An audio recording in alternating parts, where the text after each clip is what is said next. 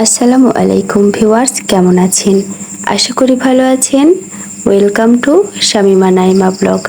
আজকে আমি আপনাদের সাথে ঈদের স্পেশাল একটি মজার নাস্তা তৈরি করে দেখাবো। একদম মুখে লেগে থাকার মতো একটি নাস্তা। এই নাস্তাটি খাওয়ার পর পরিবারের সবাই আপনার প্রশংসা করতে বাধ্য হবে। এতটাই সুস্বাদু আর ক্রিস্পি একটি রেসিপি। আপনারা চাইলে আসছে ঈদে এই রেসিপিটি তৈরি করে নিতে পারেন।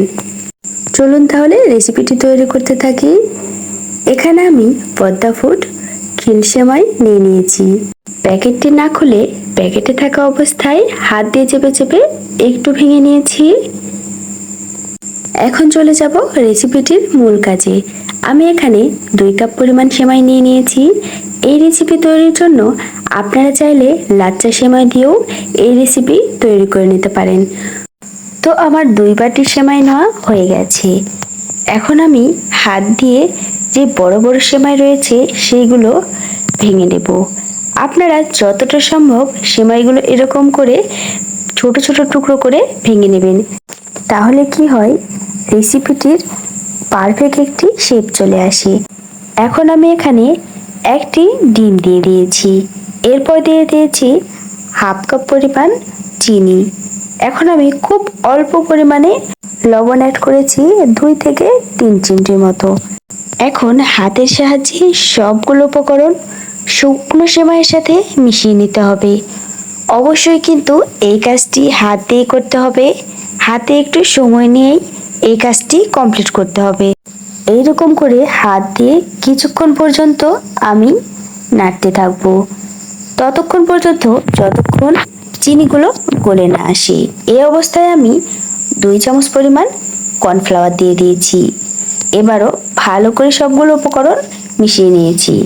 খেয়াল রাখতে হবে চিনি যেন খুব ভালোভাবে গলে যায়। দেখবেন সেমাইগুলো ভালো করে এরকম করে মাখিয়ে নেওয়ার পর এখন আমি এখানে পাকোড়ার মতো শেপ নিয়ে আসব। আপনারা চাইলে এই কাজটি হাতের তালু দিয়েও করে নিতে পারেন।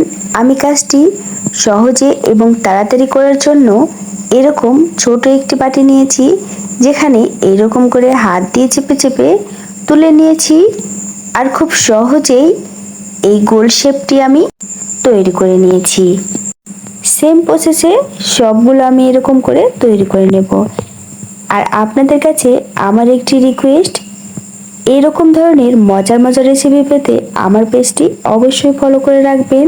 অলরেডি যারা ফলো দিয়ে রেখেছেন তাদেরকে অসংখ্য অসংখ্য ধন্যবাদ। এইরকম করে আমি সবগুলো নাস্তা তৈরি করে নিয়েছি।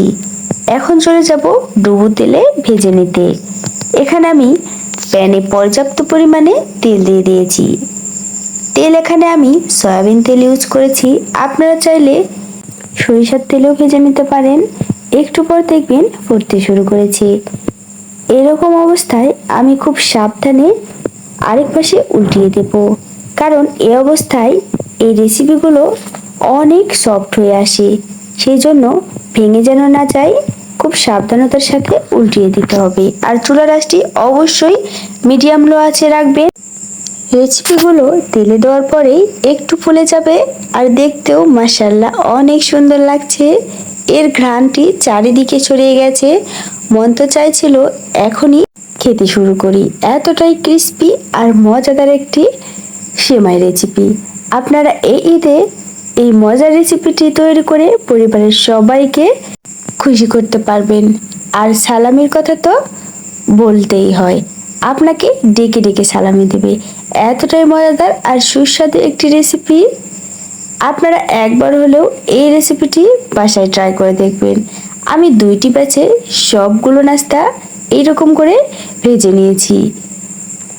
আমার রেসিপিটি যদি ভালো লেগে থাকে তাহলে অবশ্যই আমার পেজে ফলো দিয়ে লাইক কমেন্ট শেয়ার করতে ভুলবেন না। আর ইউটিউব চ্যানেল থেকে দেখে থাকলে অবশ্যই কিন্তু সাবস্ক্রাইব করে দেবেন। সবাইকে অসংখ্য ধন্যবাদ আমার ভিডিওটি প্রথম থেকে শেষ পর্যন্ত দেখার জন্য। আজকে এখানেই বিদায় নিচ্ছি। সবাইকে অনেক অনেক ধন্যবাদ। আল্লাহ হাফেজ।